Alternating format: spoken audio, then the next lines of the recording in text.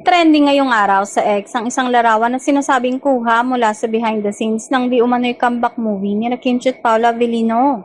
Agad itong naging usap-usapan ng mga tagahanga ng Kim Pao na matagal nang umaasang muling mapanood ang tambalan ng dalawa sa isang pelikula. Sa naturang larawan, makikita umano ang dalawa sa isang set na tila may ginagawang project. Dahil dito, marami ang naghinala na isa itong senyales na may paparating na big screen project para sa Kim Pao. Gayunpaman, wala pang opisyal na kumpirmasyon mula kina Kimchi at Paula Avellino.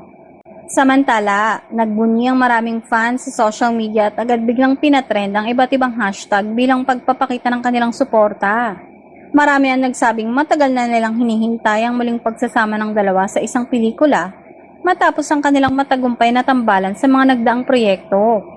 May ilan ding netizen na nagpayo na hintayin muna ang opisyal na anunsyo bago paniwalaan ng mga kumakalat na larawan at haka-haka. Ayon sa kanila, mahalagang manggaling mismo sa production company o sa artista ang kumpirmasyon upang maiwasan ang pagkalat ng maling impormasyon. Habang wala pang formal na pahayag, nananatiling mataas ang excitement ng Kim Pao fans. Patuloy silang umaasa na kung totoo man ang mga kumakalat na balita, isa na naman itong proyektong magpapakilig at magpapasaya sa kanilang mga taga-suporta sa malaking screen.